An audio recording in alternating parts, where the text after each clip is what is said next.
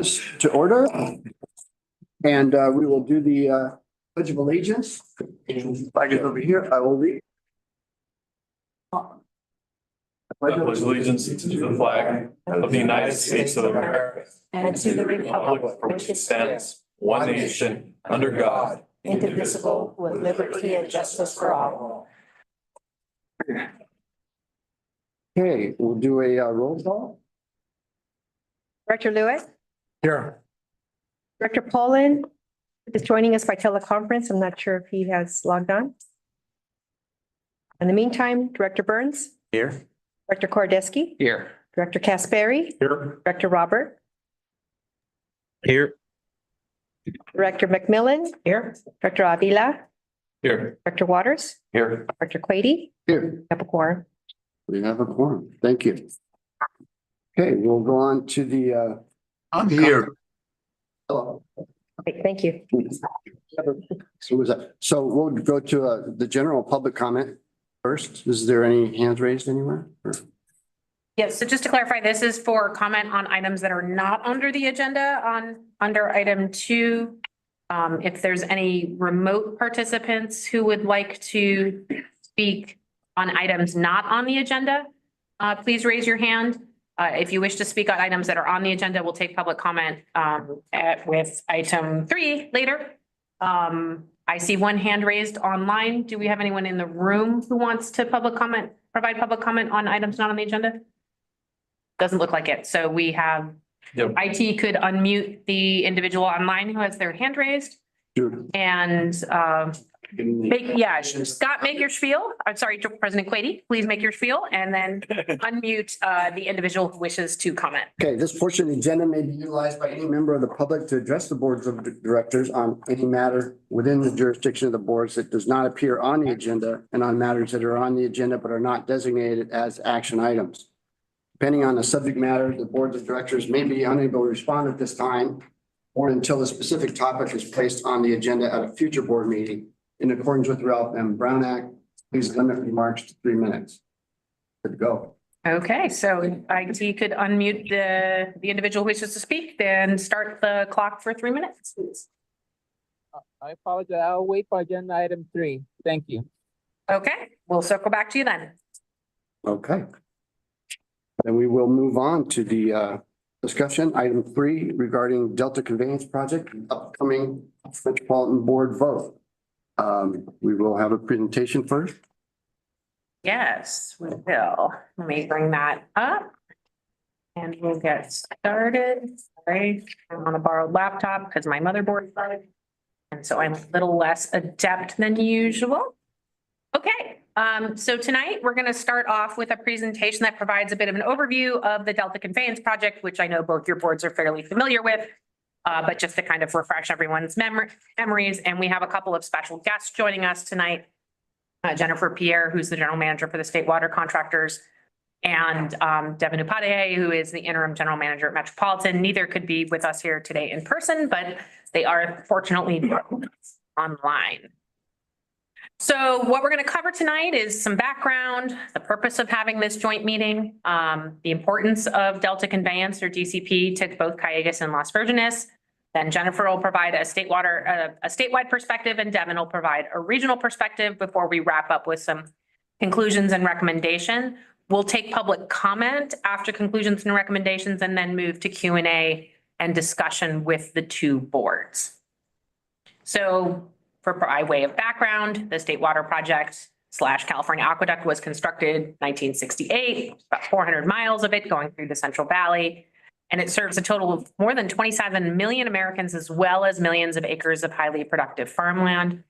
But due to environmental restrictions in the Bay Delta, the risk of various natural disasters, such as earthquakes, levee breaks, and of course, the ever-present climate change, the project does require modernization at this time. What the DCP would do would modernize the State Water Project by constructing a single 36-foot diameter tunnel about 100 to 130 feet below ground, and that would move water 45 miles from the north to the south end of the Delta. Includes construction of 2 new intakes with the capacity to move up to 6,000 cubic feet per second, or CFS, during peak wet weather flows. And this is currently in the planning and early design phase. This project would be resilient to earthquakes, able to withstand a 200-year flood event, as well as be safe from 10.2 feet of sea level rise. The reason we're having this joint meeting tonight is that the Department of Water Resources, DWR, has requested an additional $141.6 million in funding from Metropolitan to continue design and permitting efforts. And Metropolitan's One Water and Stewardship Committee and Board will consider a decision on whether to provide that funding at their meetings in December, which are on the 9th and 10th. We're asking of both boards tonight is to adopt a joint resolution supporting Metropolitan's continued funding for design and permitting of the DCP, as well as talk about opportunities to partner on messaging. And with that, I'll turn it over to Dave to Thank you, cover the next Christine. slide. So we're going to cover just briefly the importance of the State Water Project and Delta Conveyance Project to both Calleguas and Las Virgenes. Jointly, our two agencies, we serve about 735,000 people. Those customers rely on the State Water Project for the majority of their water. In our portion of the metropolitan service area, we have limited alternative sources of water. And we're facing some challenges with the current conditions in the Delta, namely from earthquakes that are threatening the levees of the Delta, saltwater contamination from sea level rise, and also pumping and flow restrictions that are needed and implemented to protect endangered fish. So we're fortunate to have Jennifer Pierre. Jennifer is the general manager of the state water contractors. And if Jennifer is available, she'll give us an overview of the statewide perspective and put things into context for us. Thank you. I am available. Hopefully you can all hear me. We can, thank you. Okay, great. Well, thanks for having me tonight, and sorry I can't be there in person. I really do enjoy being out in the State Water Project service area. Your every area is very unique in how the state project is integrated, and it's always good to see in person. But this is the half-hour break between my board and committee meetings today. So I appreciate the time with you tonight. And I'm a big advocate of the State Water Project, but mostly as how it fits within statewide water policy and our water supplies. The State Water Project has always been a project of statewide importance. Even when it was, it's first constructed in the 1960s, it was about flood control, it was about recreation, it was about supporting housing throughout the state, including in the quickly growing Southern California region. And it still is a project of statewide importance. So even though the water boards that are receiving water from it kind of are the ones that are making this decision about continuing to plan for the Delta conveyance, you're really making a decision on behalf of the entire state. If you were at Aqua last spring, you heard the governor make a commitment to get the last few permits done. We've completed the CEQA document, which was done last year, and there's a couple state permits that are remaining to be received over the next 2 years. And there is a schedule to receive those permits, and the governor has 5 priorities before he leaves office, and the Delta Conveyance Project is one of them. So we see that here in Sacramento, that commitment. I know sometimes it's harder to see the farther away you are from it, but I can attest that he's very focused on getting this done and getting the planning ready so that there can be a decision. Another thing I wanted to point out that I think we've forgotten about, but I believe it was in 2018, the state water contractors that were participating in the planning for the project and the Department of Water Resources formed a JPA.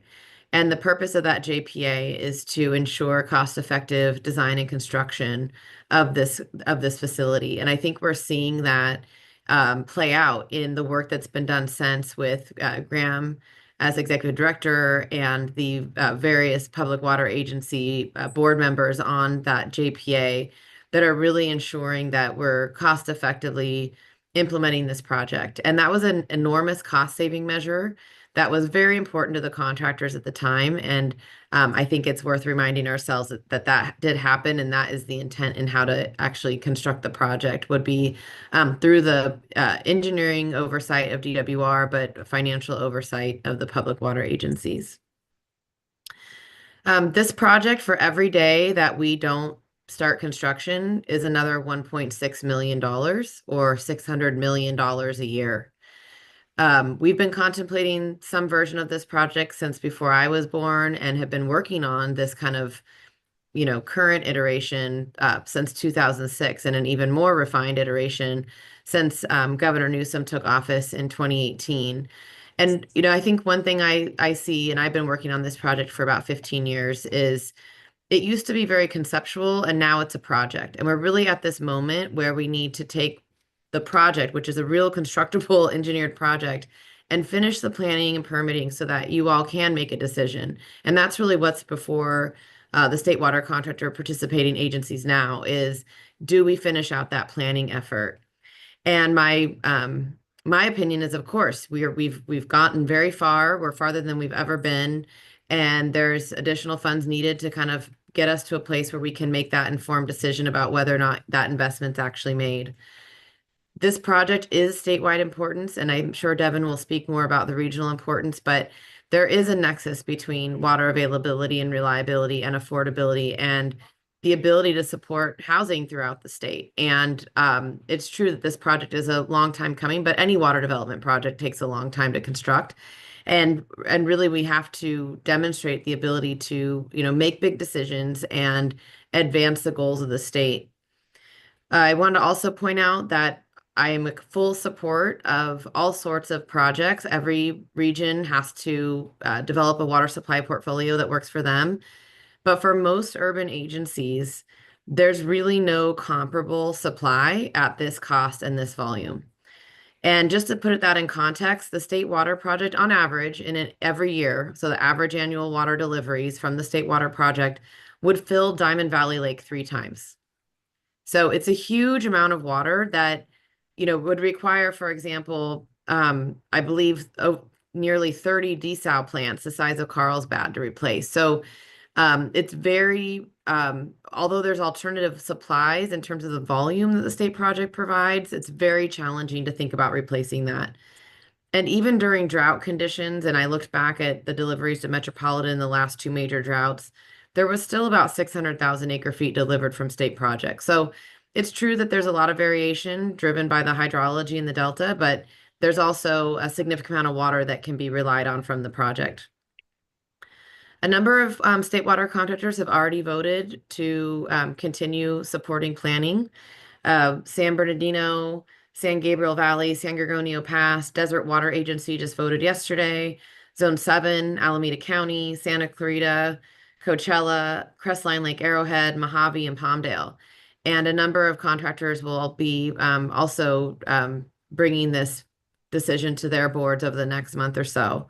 So there's already, there's a huge amount of support already among the contractors to get this done, especially in those regions that are supporting the significant growth of affordable housing in their region, really recognizing this is important to support that and their built out portfolios.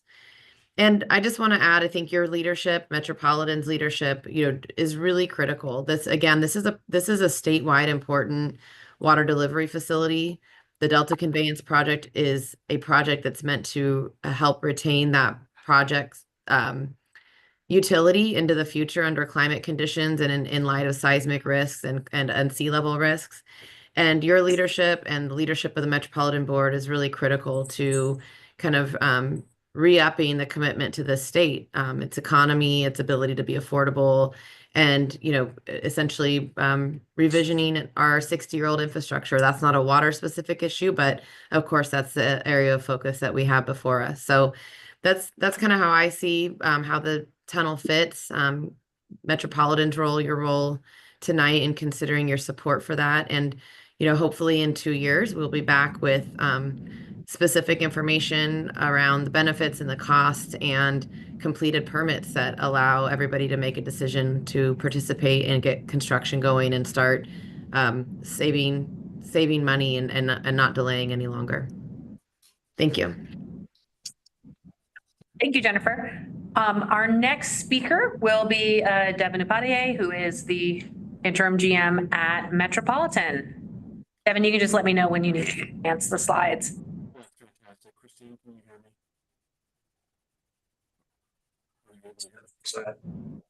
Devin, are you there? We're not hearing you. We're hearing some wind.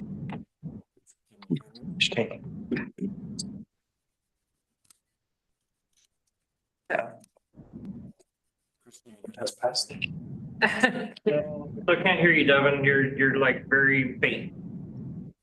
Still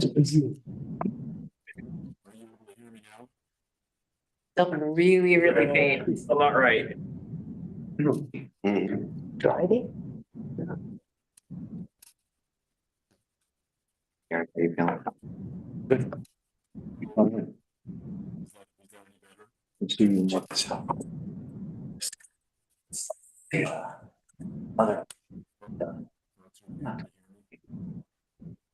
Just walked around and was looking at everything because it was all different, like everything, the different colors. Anybody talking to him? Yeah.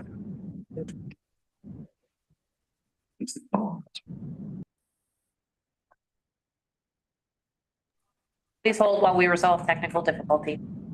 I just called. Yeah, I mean, Do our research. So because it was probably good. we're gonna try Tyler on the phone. Let's put them on a speakerphone. So cool. Speaking of water.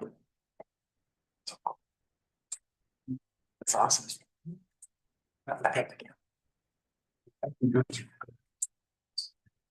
Never stop microphone. Okay, I'll do that. Hang on one sec. I go part-time. Okay. All right, Devin, you're there. Can you all hear me okay? Well, that's okay. Oh, it's not amplifying it. Yeah. Do we? I don't know.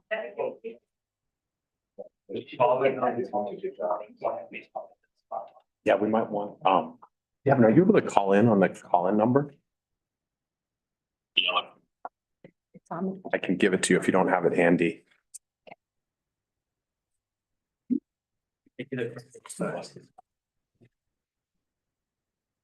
Yes.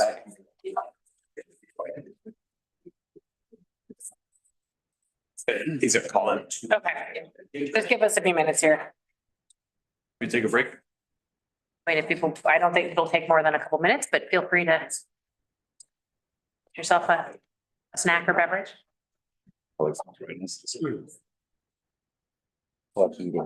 Yeah. The open meeting, it's in our concurrence right now.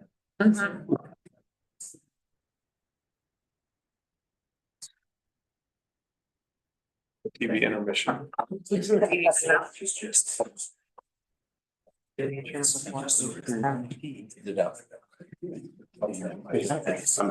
you. Yes. Where he needs to go to actually.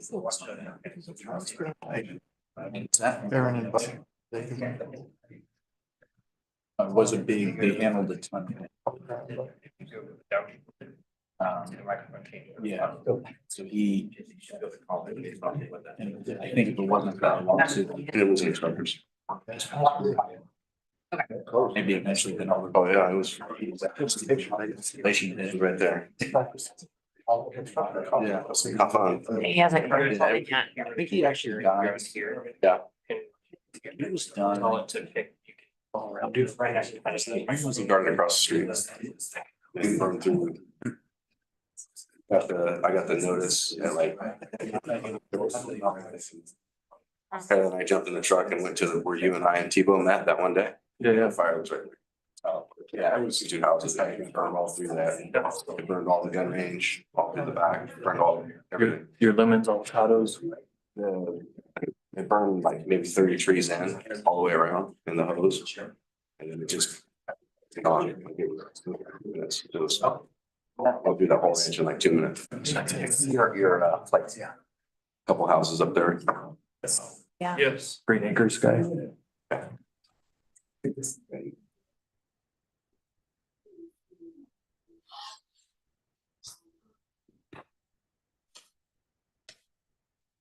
Christine, are you able to hear me now? Yes, thank you, Devin. Yes, we can hear you. Sorry for the delay, folks. We now have Devin on audio, so take it away. Thank you, Christine, and I'm really sorry about the technical hiccup there. I want to just express appreciation for the Las Virgenes and Calleguas boards for allowing myself and Jennifer Pierre to participate today.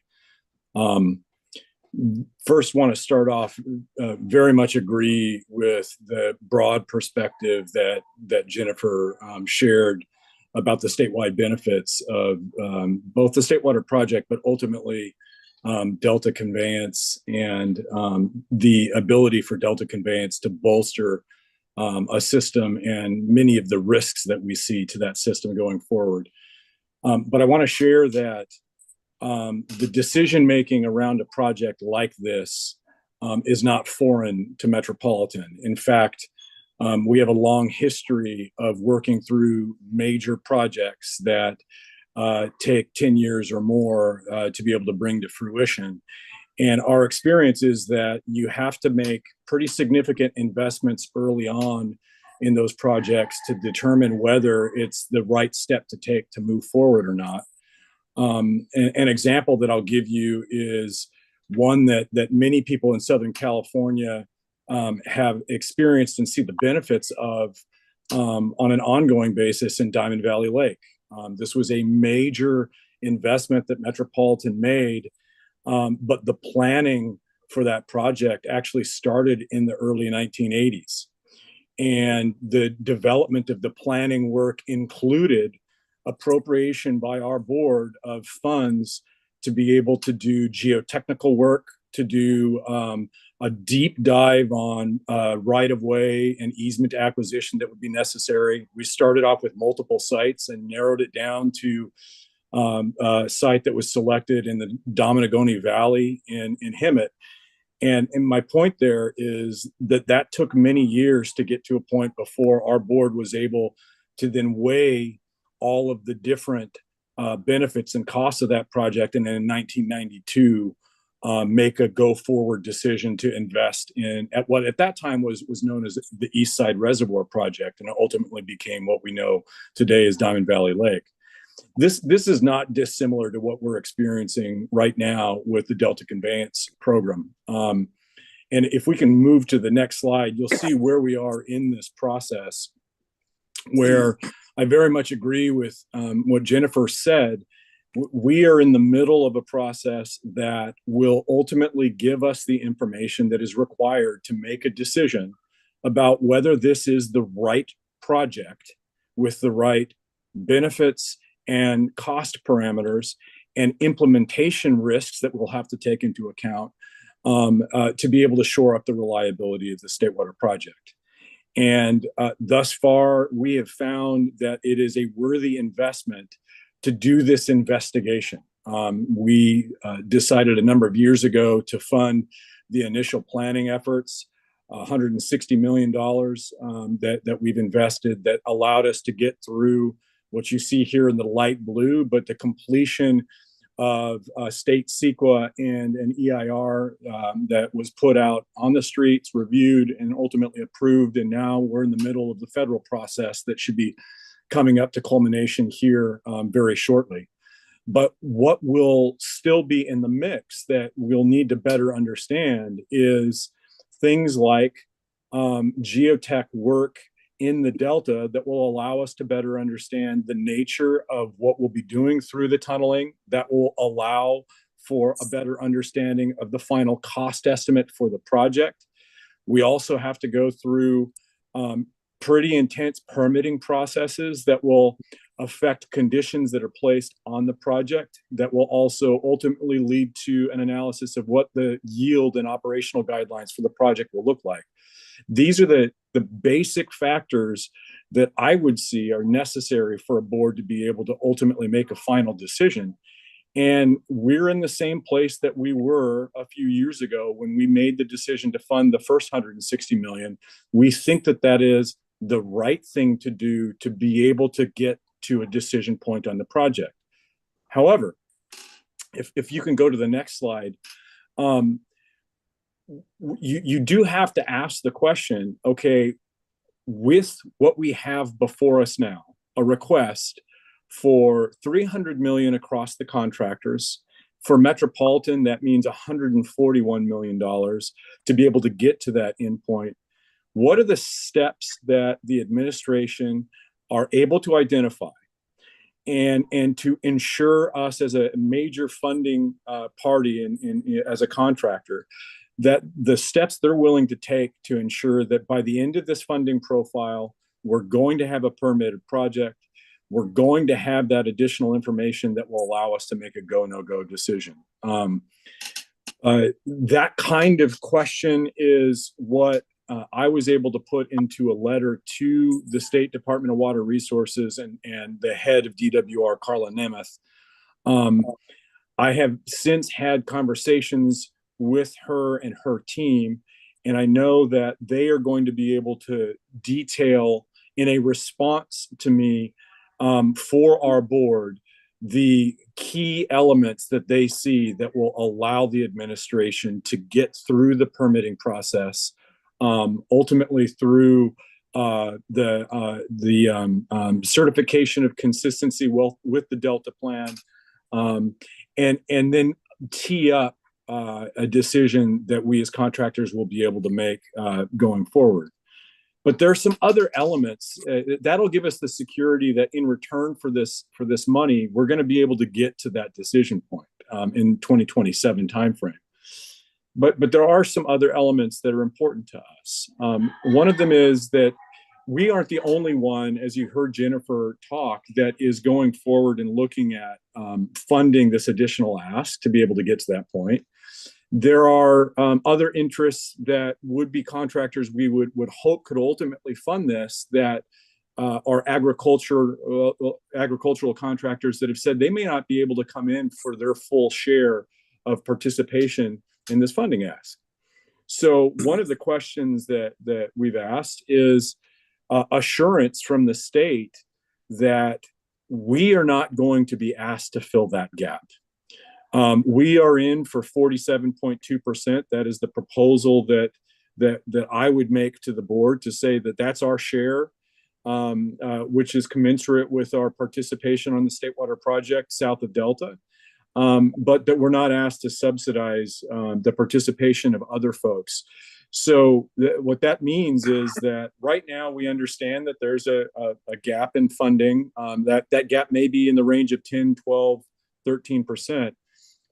Is the administration able to find funding to close that gap so that we don't have to come in for more than that 47.2%? Now, that isn't just a short-term question for this funding ask. The other piece that I've asked the administration to respond to is, can we also, as part of the next 2 years, as part of this process,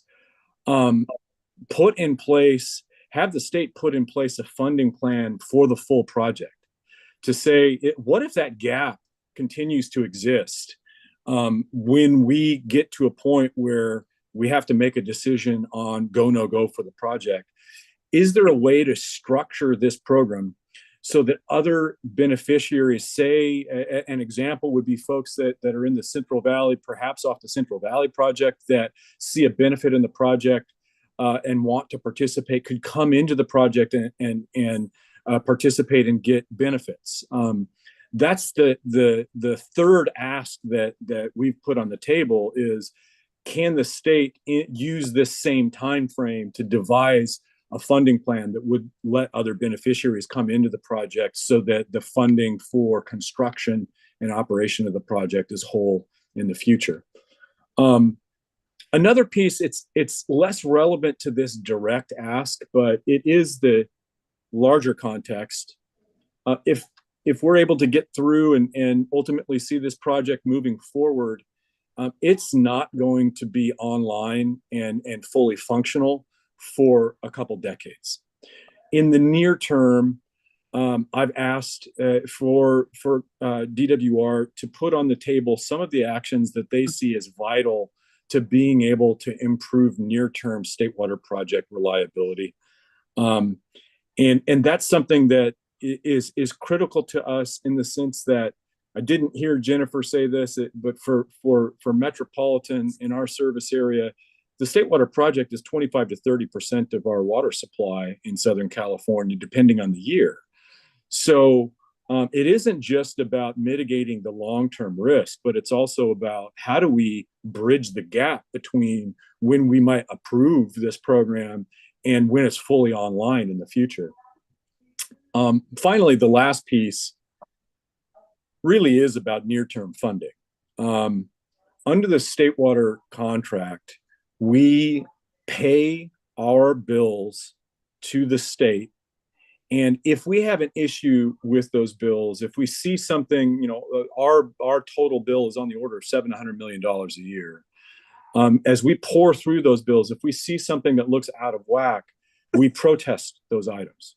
We file a protest, and then we try to work through a process with the state to get credits back for things that we might have overpaid for, or work through a better understanding of maybe we misinterpreted something under the contract. Well, we've got a number of longstanding items that are relatively high value. And in order for us to be comfortable moving forward with this near-term funding ask, and I'm going to show you a slide in a minute that shows what the pattern of funding requested is, it could actually have a budget impact on us that's pretty significant. So what I've asked is, can we sort through quick-like resolution of some of those long-standing protest items that we feel would ultimately result in a credit coming back to Metropolitan, a refund coming back to Metropolitan in a way that could help offset the cost impact of these additional planning funds. And upon making that request in late October, we got a very quick response from the DWR director that said, yes, in fact, we're working through that process. And the truth is they're working with our staff, they're working with the staff of other contractors, and they have committed that they can get us funding of approximately $75 million by the end of next year. This is why this is important. If we can go to the next slide, you can see that the top line here is our share of these planning costs, $141 million in total. What you also see there is that it's spread across multiple fiscal years for us. Just by way of reference, we're currently operating in fiscal year 24-25. So you see the next fiscal year, 25-26, we would be on the hook for $26 million. The next year after that, approximately 75 million, and you see the way that plays out. Well, the challenge for us is we've already set our rates and we've already set our budget for our current biennium of 24-25 and 25-26. So this would come as a budget hit, and then it would be an adder that we'd have to plan for in the next biennium. By knowing that we've got this credit offset by the next year, by the end of next year, which the director of DWR is committed to, we know that we can offset some of these costs in a way that really brings down the near-term hit to us in a way that I think makes this decision a bit easier for our board. So I'm very grateful for that response from the administration. Frankly, these are longstanding credits that we felt that we've been owed for quite some time, and to be able to use this as a tool, frankly, to get those credits in a way that has a very near-term benefit to us is really, really important. So if we can go to the next slide. This is the last slide that I had for you today. I wanted to emphasize the process that we have gone through. We knew that this was an important ask that would be coming up.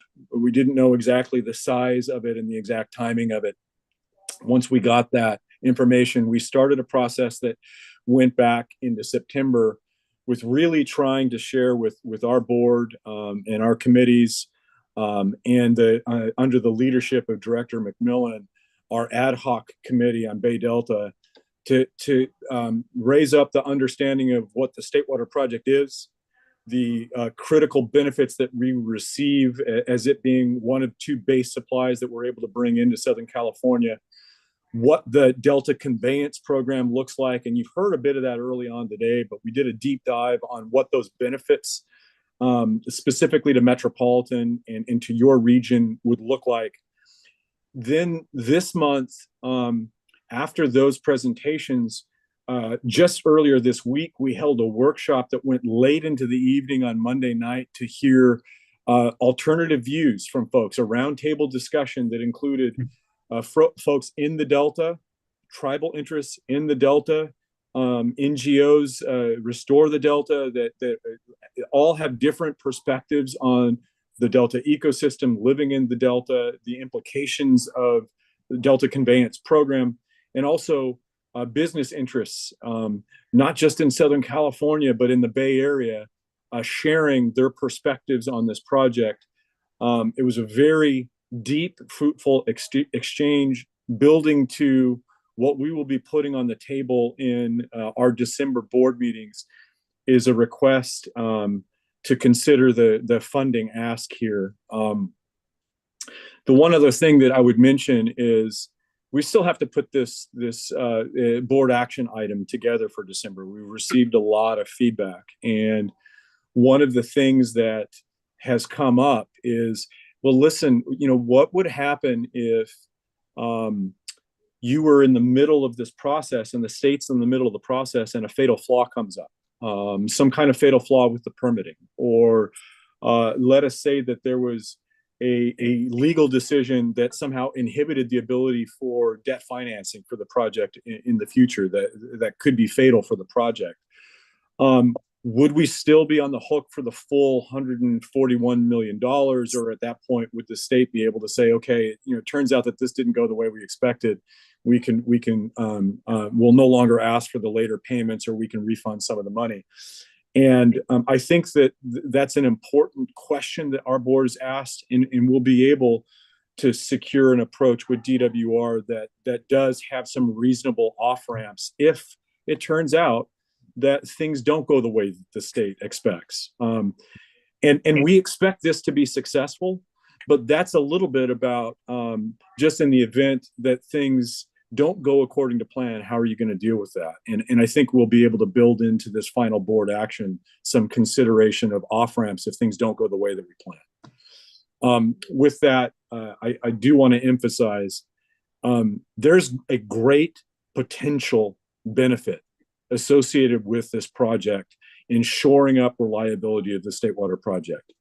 And this is really about seeing through to the final project, what the cost of the project look like, the permit conditions of the project, to see what it would take to get those benefits across the finish line. And then we can make a decision on whether all of that is worth it in the 2027 timeframe. I appreciate your time, and I'm certainly going to stick around to take any questions and comments you have. Thank you. All right, thanks, Devin. Thank you, Devin. So before you is a resolution that we'll ask you to consider in a moment. In doing so, normally in a resolution, it includes a series of findings or recitals. We felt like, given the importance of this decision, that we would highlight some of those for you, and I'll do that now. Metropolitan has embraced a one water approach, and that approach is to shift reliance away from imported water. But the State Water Project remains an important component of a diversified supply for Southern California and our region. Las Virgenes, Calleguas, and Calleguas' retailers support water conservation and continue to pursue the development of local supplies, storage, and other programs. But these programs are insufficient to replace entirely the State Water Project supplies. It's necessary to modernize the State Water Project in anticipation of growing threats from climate change, increasing sea level, and earthquakes in the Delta. The Delta Conveyance Project would mitigate seismic and flood risks that could interrupt State Water Project operations in the South Delta that could take years and billions of dollars to repair. Climate change has made managing water supply significantly more challenging through decreasing snowpack levels, less runoff from melting snow, and shorter, more intense, and less predictable rain events. It is essential to adapt to climate change by having the capability to capture and store runoff during wet periods and beneficially use stored water during dry periods.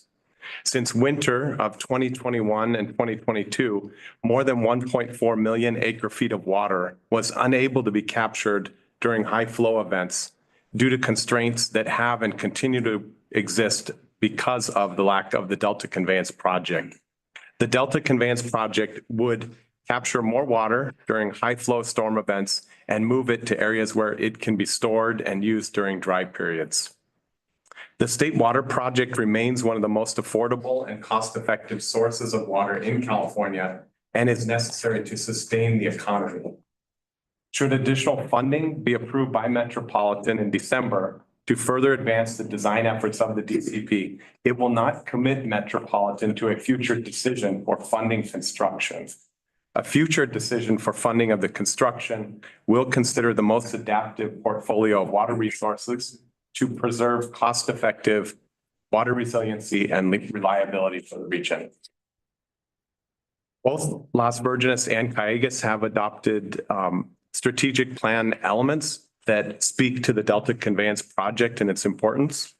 The 2023 Calleguas Strategic Plan includes a provision for supporting the Delta Conveyance Project, engaging in advocacy and a coalition building effort to champion the importance of Delta Conveyance in ensuring reliable and sustainable operation of the State Water Project. In a similar fashion, Las Virgenes in its strategic plan in April 2022 includes a provision to develop plans to diversify and improve the reliability of Las Virgenes' water supply portfolio, including advocating for the construction of what was then California Water Fix and now the Delta Conveyance Project. And that takes us, takes us to the recommendation tonight. We are asking that the two boards here present tonight adopt a resolution that supports Metropolitan approving additional funding to advance planning and pre-construction activities of the Delta Conveyance Project for calendar years 2026 and 27. And embedded in that, the recommendations are to support Metropolitan's continued participation in contributing funding toward DCP planning efforts, support the state's and DWR's planning and permitting process for the DCP, and generally support the DCP, although the action before you tonight is specific to the additional funding for planning and design efforts. So that brings us to the end of the presentation. I know we're going to take some public comment and then the boards can discuss and ask questions. Okay, let's check for public comment online. Well, I know we do have one in the room. Do you want to do online first? Yeah, I just wanted to ask for that. Okay, I have to quit out of the presentation so I can see that. And as expected, the gentleman who wanted to speak earlier has his hand raised. So if IT could unmute. Yes. Hello. Good evening, everyone. My name is Lionel Mares, from Los Angeles, California. I'm calling to voice my opposition to the funding of the Delta Tunnel and urge you to vote against funding it. I believe that you should consider other solutions to the water crisis. For example, you could invest locally. Local and regional projects should include improvements to existing infrastructure around the state and investments in local sustainable water sourcing like conservation, groundwater remediation, and recharge through water recycling, improve efficiency and stormwater capture. For example, in the San Fernando Valley, in the East San Fernando Valley and Sun Valley, we have the Rory Shaw Wetlands Park Project, which is supposed to capture stormwater and refill the aquifers, right? That's one project that Lindsay Horvath, Supervisor District 3, has planned to get more funding for, as well as Imelda Padilla from Council District 6, Los Angeles City Council. This is something that your board, your region should be working collaboratively with Los Angeles County to conserve stormwater locally and to improve local infrastructure. that is the right thing to do, not to invest in a Delta tunnel, which will destroy natural habitat, take away tribal land, and do other harms. And it's going to cost billions of dollars. That money should be used for local infrastructure. And I urge you to vote no against Delta funding the project. Thank you very much. Thanks. We do have another hand raised online. So if IT could unmute Wong Thing, I'm not sure I'm saying that correctly. I apologize. There's only one West, so at least on the public commenters. Hello? Hello, we can hear you. Yes, I'm a resident and concerned citizen. I live in Los Angeles County also. And I'm calling in to tell you to oppose the funding of the Delta Tunnel because I also care about environmental justice and wildlife habitat. It's not just for us humans. The water is also for other species as well, and we have been using too much of our share. And the cost is too prohibitive. We can do a lot more with $21 billion, not accounting for any cost overruns or inflation. That is going to come in the future. And yeah, personally, I don't want to spend more money as a ratepayer to pay for this thing. And this thing should be just put into bed, buried forever, not come up with new iterations of the wrong way to manage our state water issues. Thank you. Thank you. Are there any other online commenters who would like to comment on this item? If so, please use the raise hand feature now. I don't see any additional raised hands online. We can move to speakers in the room. Okay, so we'll move to the speaker card here for Miguel Luna. Evening, Chairs Crady, Lewitt, and MWD ad hoc Big Delta Chair Lynn, General Managers Peterson and McCaffrey and staff. I am a director of MWD representing the city of Los Angeles, and I also sit on the Delta Conveyance Design and Construction Authority.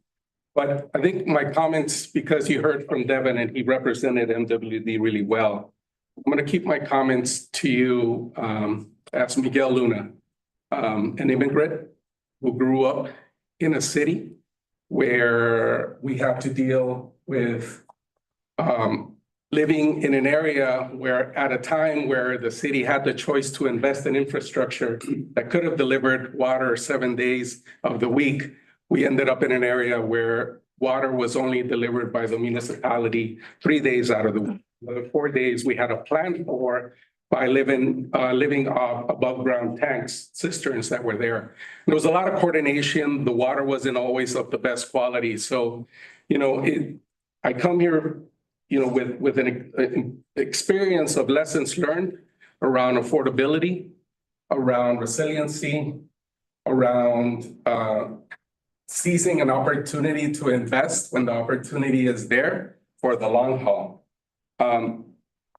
And I've been working on this the last 2 decades with communities across the county to ensure that resources are there for those communities, because it sounds far-fetched, but we also have communities locally that are suffering those issues, Maywood and others. My comments may sound narcissistic to you because they're about me. But I just wanted to provide you with that perspective because I wanted to explain why I'm in support of the Delta Conveyance.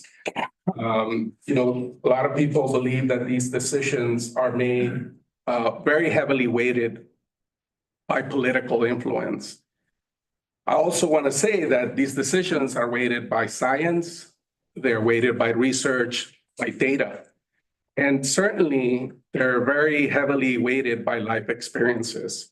And so, this is just for me, but I know that for many of you, there may be different reasons of why you may support or oppose. I certainly would hope that you would support.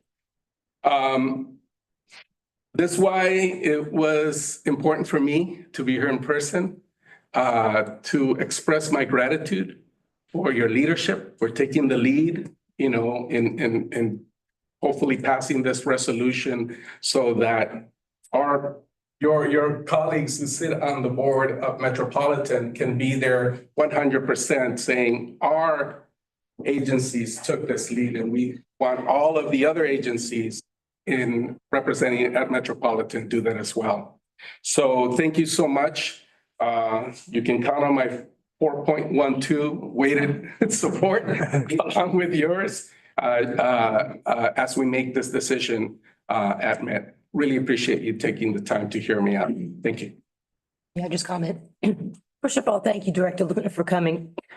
Again, both he and Director Lewitt do sit on my committee, which is weighing quite a number of things. But I think it's more important to point out, and the callers may not be aware of this, Metropolitan is pursuing those other sources of water, but this is our cheapest water source and has that huge volume that we're looking at that we need for our three agencies that are 100% dependent on state water project water. And for Miguel, that is everything west of the 405 in the San Fernando Valley. So for the callers who called in, you are 100% dependent on this water. So I just want to make sure you are aware of that. Thank you. Thank you. Thank you. Okay, well, that is the outside public comment. Do we have any comments from the board? Anyone want to step up? Comments? I would just like to say, thank you, Scott, President Quady, and thank you, Jackie, for your leadership on the committee and at Met. And, as we're sitting here, I kind of almost want to say everything Jackie just said. Maybe we're probably drinking the same Kool-Aid, but we do know that all of our water comes from the state water project. And it's not sustainable the way it is now. And we've gotten this has been talked about since Jerry Brown, the father, the governor, Brookville Canal. And when they built the state water project, they should have done the conveyance at the same time. They probably sat around a board like this and said, we could save $500,000 and not do the conveyance. And now it's turned into 20 billion. In 50 years from now, maybe 100 billion that can even do it. And we know we can't do nothing. And so Devin said it's 25 to 30% of our water, depending on weather. That's a big number for this region, which is the 5th largest economy in the world. But our area is 100% of our water. And it's shrinking. And they talked about climate change and sea level rise and earthquake. That gets worse. It seems like it's all potentially could get worse. There's just some crazy talk about these things. We could be in a lot of trouble. And we're doing this really for the future because it's going to be, I've heard anywhere from 2045 online to 2055. A lot of us probably won't drink this water, but people that built the Hoover Dam aren't drinking that water. So big projects are not done anymore. California hasn't done any major big projects. And we have to sit here. A lot of times the electeds don't want to make big projects because they're worried about the next election. And you make big projects, you spend all this money, rates go up and you get no water because it takes a long time.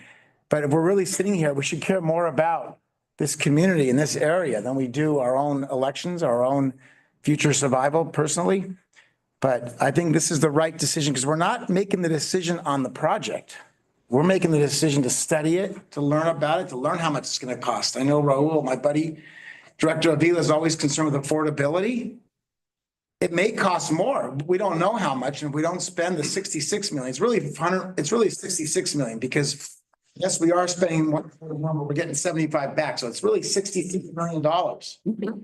If we don't spend $66 million, it's over. We spend 66, we have until 2027 to learn. And maybe we decide not to do it.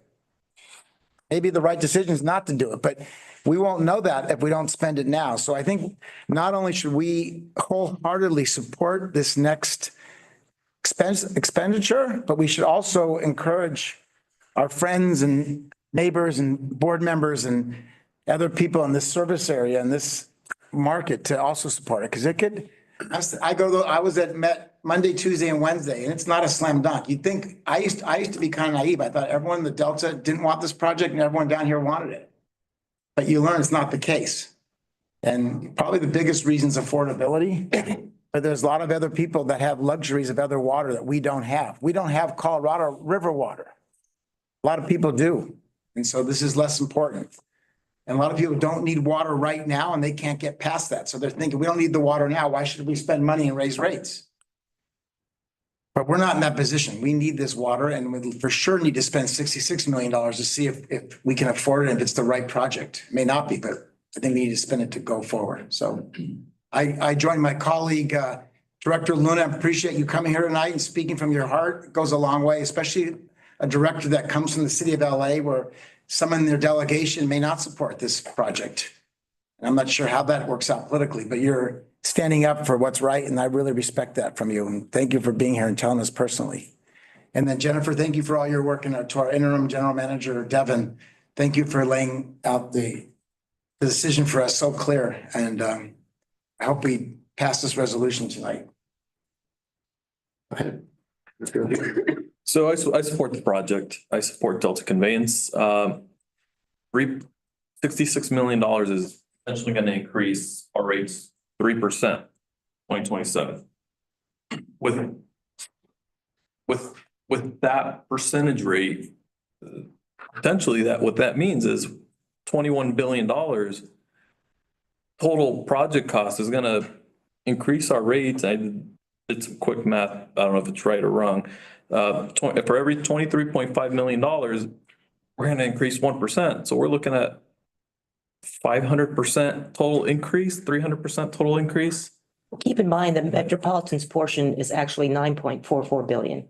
Because it's 47.2%. So we're not paying for the whole enchilada. Right. So that. Still looking at a massive increase for our ratepayers. And I just finished an election and I must have spoken to thousands of people, and every concern that I had from the public was life has become unaffordable for me. I can't continue to pay this. I don't use water anymore and my bill's $200, every other month. How can I afford this? That is what I got from my ratepayers. I'd say 90% of them. This total project cost, even though I support the project, is extremely concerning. Anybody else? So for those of you who know me, I started about 2 years ago, but I actually started 12 years ago on what were then citizen tours. And those tours are what have me here in this seat tonight. And I toured the Delta, I toured the State Water Project, I toured Colorado, I forget where else, but I know there were 3 at the time. And then I did it again. Finally, 8 years later, I ran this position, or 10 years later, actually. And as a citizen, I sit there thinking, what if we don't do this? Now, all of a sudden, there isn't enough water. We'll catch hell for everybody if all of a sudden there's an earthquake and the supply is cut. What are we going to do? Not shower? Not cook? I just can't see how it's possible to not do this project in the way that we're looking at it in terms of at least determining whether it's appropriate. And even at 9 billion and with the rates going up, everybody has to have water or we can't exist. And we're not going to drink plastic bottles of it. So I think we have to do it. And it's the responsible thing to do because the irresponsible thing to do is wait for an emergency. Thank you. Director Casper. I want to thank Director Lewitt and the other directors from Met that are here for their comments and their passion for doing the right job for the people that they were elected to represent. The stage 3 drought emergency in 2022 and the beginning of 2023 were a real wake-up call for me personally. It's the first time in the 24 years I sat on the Las Virgenes board that Met's deliveries to us were not reliable. And that was not a fault of Met, that was a fault of climate. It was a fault of state regulations. The importance of that supply, of us investing in the reliability of that supply, is critical to every last home, every last apartment, every last place of business within our service areas.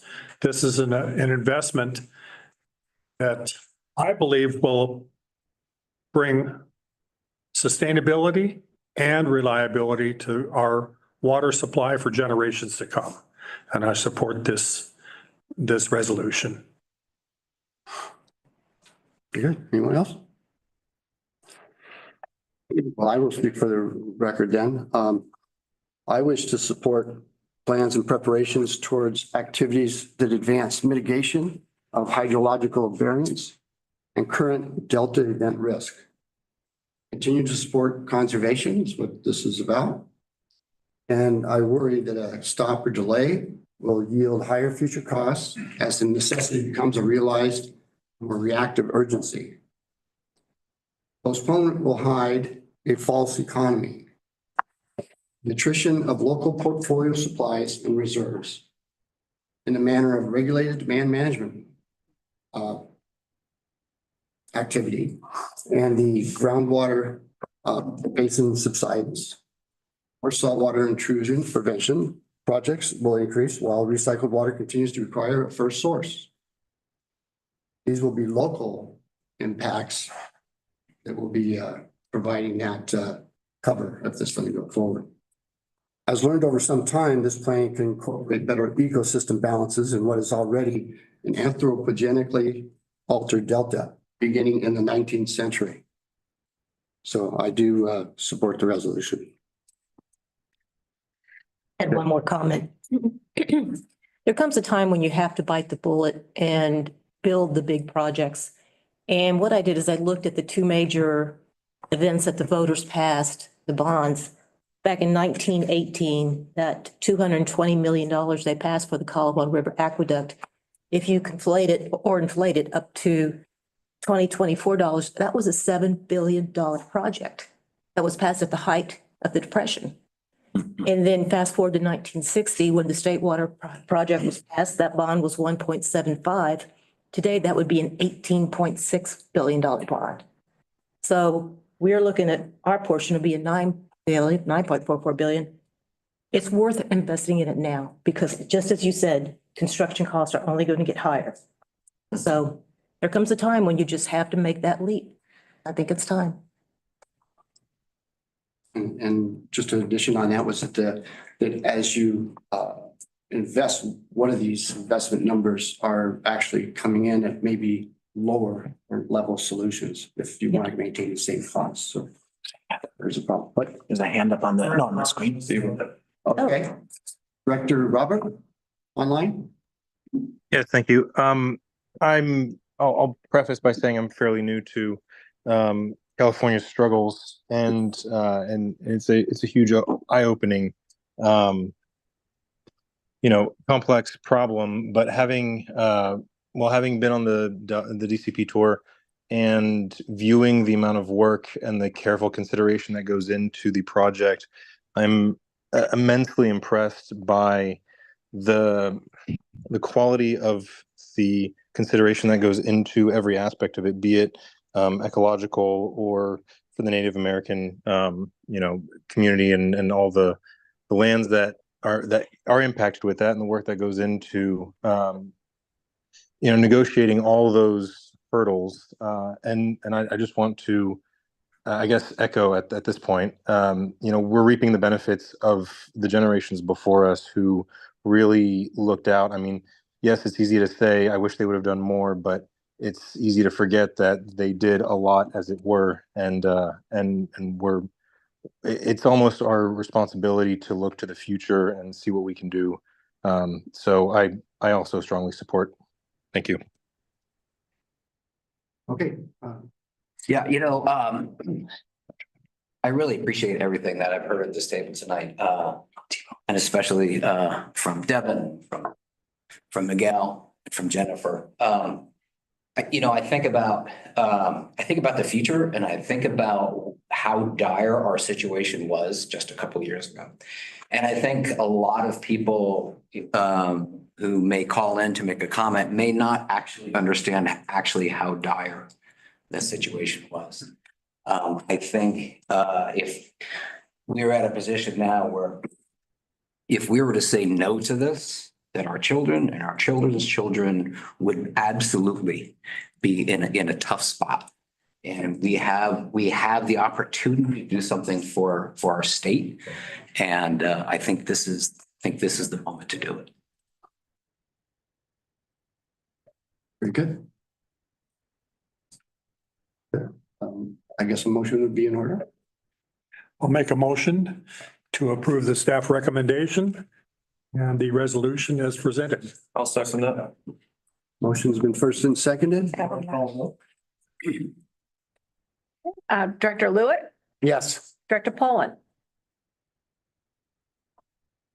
Phone, you're muted still.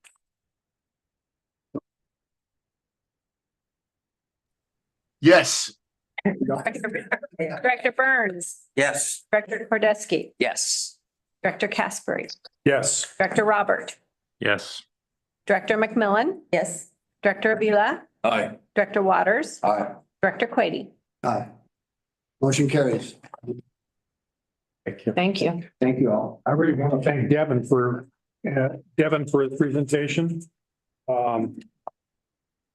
Outstanding. And I'd love to hear the recommendations and what some of the people that we expected to oppose this resolution. I'd like to hear at some point in the future what the comments were from your late night session earlier this week. So I think that was a really important approach to invite everybody. It was that type of approach that our district used 10, 11, 12 years ago when we were required to get our wastewater discharge out of Malibu Creek. And we held I would call it a town meeting, and we invited everybody and came up with a workable solution that we're working towards implementing as we speak. So good work, Devin, and board members of Met. Thank you. Thank you very much for having us present and able to participate with you tonight. Thank you for the support. And I really just want to let you know that structure that you described was really a result of the leadership that we talked about a little bit earlier with the chair of our board, with Director McMillan as the chair of our Bay Delta committee, and the supportive leadership of a number of other directors that saw the value of putting together that kind of forum to hear from folks as we build up to this. Thank you very much. I appreciate all the work that you've done and questions that are still outstanding going forward. You're seeking answers for. Thank you. Thanks, Devin. Okay, on to update on response to mountain fire. Yes, originally we had hoped to limit the scope of tonight's meeting to DCP, but unfortunately the Santa Ana winds had other plans. And since Calleguas' service area was significantly affected by the recent mountain fire, felt it was appropriate and timely to provide the board with an update on those impacts which our Deputy General Manager, Ian Pritchard, will be presenting. Thanks, Christine. Director Quady, Director Lewitt, board members. It's my pleasure to give an update on the mountain fire. Feel a little bit like the opening band that got stuck in the encore position. Following that, so I will I'll do my best to keep it brief. But it is really my pleasure to present this item, because what it showed to me is that Calleguas is a pretty wonderful place to be working. Having been in water for about 13 years and through therefore a couple fires. I'm nothing like some of the folks in this room I know. Seeing the way that our team came together was really impressive. There's a few people here I want to make sure that I acknowledge. Megan Schneider is our senior communication specialist. Daniel Cohen, who's our emergency response coordinator. Matt Gomez, who's our system maintenance supervisor. And really the dozens of people that Matt and Omar Castro, our new manager of operations and maintenance, represent. It was all hands on deck situation. And I think with the exception of Maya and Ranzel, who were visiting family in the Philippines, everyone on the crew had played a part in this. And the pun is unavoidable, but Momar started on November 4th, and we are into trial by fire in Calleguas. And it feels like he's been here for much longer than 2.5 weeks.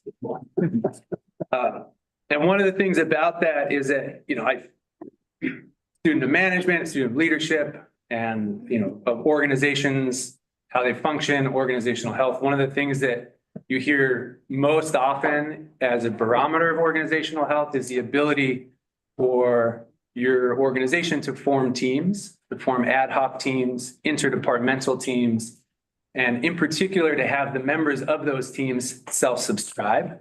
And that's what happened. So throughout this presentation, I'm not going to take the opportunity at every slide to say who's on each of these teams, but these things, it was a fast developing situation. And as the needs arose, teams were created at Calleguas and responded to those. And the communication was wonderful. And it was a really impressive thing to see and be a part of. And it's not just limited to Calleguas. We had, as you know, Cal Warren is a formal mutual aid agreement. There are also informal networks. I relied on Mike McNutt at Las Virgenes, who, is much more fire experience than we had, or I really want, to be honest. But I leaned on Mike quite a bit. We had people from across the metropolitan service area calling and emailing and seeing what we needed. So the teams and the support of the entire water industry was also really helpful throughout that period. So as those who were around here know, this thing started and exploded. We had Santa Ana winds gusting up to 65 miles an hour. And the point of this slide is that in about 10 hours, it went from a brush fire to 14,000 acres. And I know and one of our directors lives out in that area. A landowner that I serve on the groundwater committee with told me that normally when they deal with fires, it comes through as kind of a wall of flame and you hope that it misses your property. And he had 20 trees burn here, 3/4 of a mile away, 100 trees burn. And it's skipped around. Los Angeles fire. There was a fire behavioralist that spoke Thursday morning at a press conference. And he said the combination of the amount of fuel because of coming out of 2 years of wet winters, the speed of the winds and the humidity, the lack of humidity, combined to allow embers to fly 3 miles. Someone asked, how did it jump to 118? He said the 118 was nothing, right? That these embers could jump 3 miles. So that's how it just really exploded. And what that required Calleguas to do was to bring in water. I mean, that's what we do, right? We were bringing in water and not knowing where the fire was going to go. We just knew that we had to fill our tanks. We didn't know who was going to need them, when they were going to need them, but we were moving water in and moving it around. We never officially activated the emergency operations center, which is down at the Conejo pump station, which is the original building, Calleguas building, but Daniel Cohen set up down there and we had staff in and out of that EOC with the news on. And it ended up being a really good hub, especially for the communications teams. But the 3 immediately impacted agencies, our purveyors were Crestview Mutual Water Company, California, American Water Company, Cal-Am, and Pleasant Valley Mutual Water Company. And they had a number of issues because of public safety power shutoffs, other power related outages, fire damage, And at one point, there were hundreds and hundreds of firefighters and hundreds of fire engines sucking out hydrants across the fire zone. So they were very intense fire suppression efforts. These three in particular are very small. They have staffs of 3 to 6 people, and that makes it pretty tough to keep up with the amount of activity that's happening. So one of the things that by the end of the night, middle of the night on Wednesday to Thursday, there started to be reports on social media and on mainstream media about dirty water and dry hoses. And this is one of the things where these teams came into play. Megan is on some local Facebook groups and started seeing some pictures and comments and alerted Charlotte, and Charlotte alerted me. And we're all texting at 11 o'clock, watching the 11 o'clock news. And they're showing this picture in particular. There's a newscaster standing in front of a firefighter who was rolling up his hoses. She was saying they're out of water. And by the time we got to the press conference Thursday morning, the Ventura County Fire Chief, Dustin Gardner, was fired up, another unavoidable pen. Because he basically said it made it look like we were quitting, right? And this is really where the fire and water conversation started. And so the Ventura County Fairgrounds became the hub. And by the time I got there on Thursday morning, and this is probably 25 hours after the fire had started, the place was set up. It was amazing, the response time from the Unified Command of CAL FIRE and Ventura and LA Fire. By this point, also, Cal American and Crestview had issued unsafe water alerts. Calleguas on Thursday got one of our portable generators to Crestview to keep water going uphill for them into their tanks. And we went to Charlotte Hollifield and I went to these press conferences just because of what we had seen on the news the night before. And Chief Gardner already had his talking points, and his message about water and the availability of water and the impacts of fire suppression on pressure and flows at hydrants were so good that we ended up just using some of his talking points later in the day, partly to stay on message.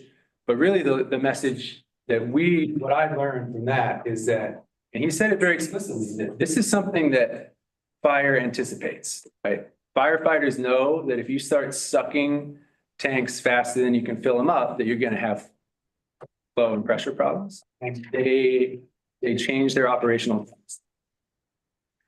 But it was gaining steam and it was gaining steam. And so one of the things that we did was put together a quick explainer video and push that out. We had a couple impromptu interviews. And as Charlotte says, we don't do media for media's sake, right? The point was to really spread the news and the message that the water was available. And by the end of the day, that fire had grown to 20,000 acres, which is about where it stayed until they managed to contain it.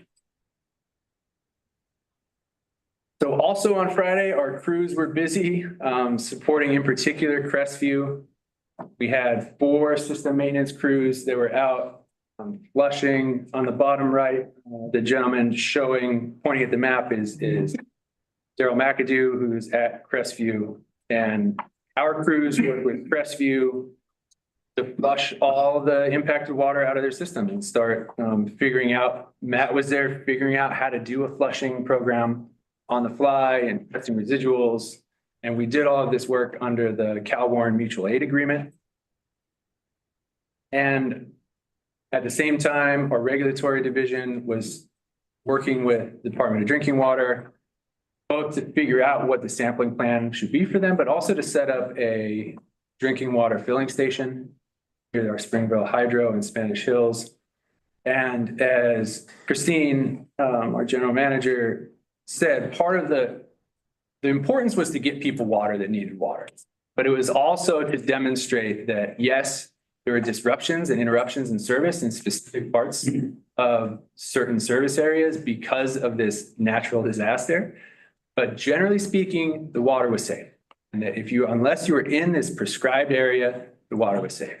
And so we did, the filling station accomplished both of those things. Friday was also consumed with sending the message, continuing that, trying to get that message out about how fire impacts water supply and how water supply impacts firefighting efforts. Did a lot of media interviews that day. Camarillo Mayor Tony Tremblay joined us for one of those.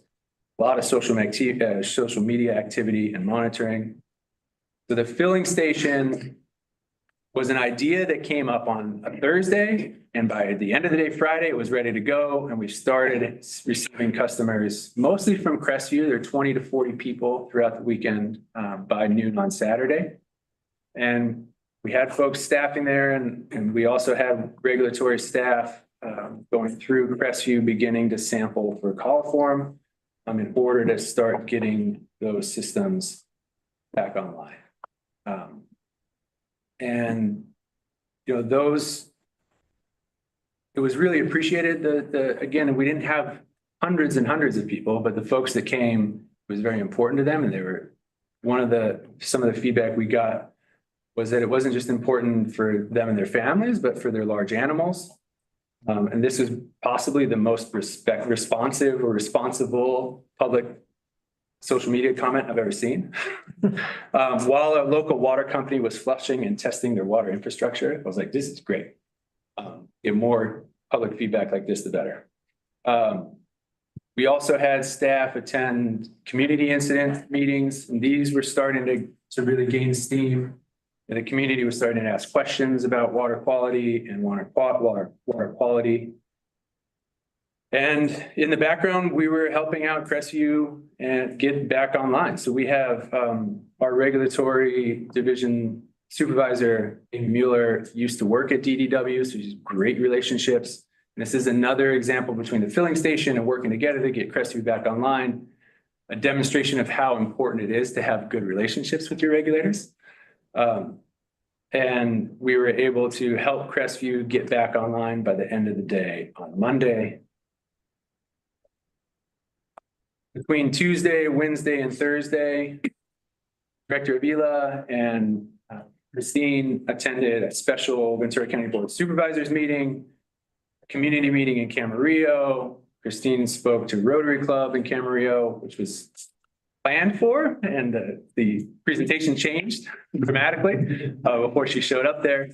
And one of the things that we talked about recently was that a lot of these community meetings, the press conferences, you know, at Rancho Campana High School, at the Board of Supervisors meeting, no one called on us to say anything. And as Christine said, you know, as people who are doers, like sitting on your hand and not doing anything can be tough.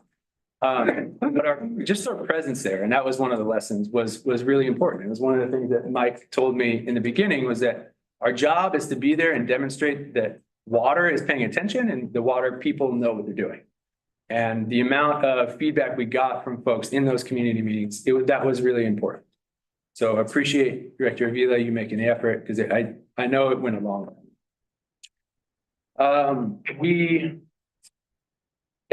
By Thursday of last week, PV was back online. And then earlier this week, the Calleguas team, the departments and folks that were really deeply involved, including O&M, resources and risk management, water resources, external affairs. We did an after action review, a did well, do better. We're in a position where we were lucky not to have too much impact, so we can jump right into the lessons learned part. I think we anticipate doing additional training on EOCs and tabletop exercises and in the next year. And I think one of the things that and it's starting to tail off, because we kind of talked about continue to push the message as long as people are willing to listen to it. I think the message that we're trying to push is that, you know, water and fire have been doing this. We've been working together in this urban wildland interface for a long time, right? And disasters happen, but we know what to do when they do happen. And in a time of reduced public trust in government kind of across the board, it's really important. And I think we were able to, partly because we were lucky, we had limited impacts on the Calleguas system. But we also, over the last couple of years, our board has invested in the people. We now have a manager of external affairs. We have a communication bench with various types of expertise and understanding. And we're able to put together these communications teams that are able to push that message. And to me, that is one of the most important things, is that so when people tune in and they're worried about their property and they're worried about their future, that they know that there are people who know what they're doing. And as I said at the very beginning, I'm just proud to be at a place where we were able to do that. We were able to demonstrate that. So happy to answer any questions, provide an opportunity for discussion. But thanks for the opportunity. Any questions for you? I just gotta say, during all this was happening, I got to speak with fire chief, I got to speak with the sheriff Freihoff, and several of the supervisors, and I want to tell you all that they knew you by name. They were very thankful that you were all there. They were very appreciative of the Calleguas staff. So on behalf of myself, thank you. Thank you for being there, and thank you for doing everything that you did. Thanks. The board, thank you very much.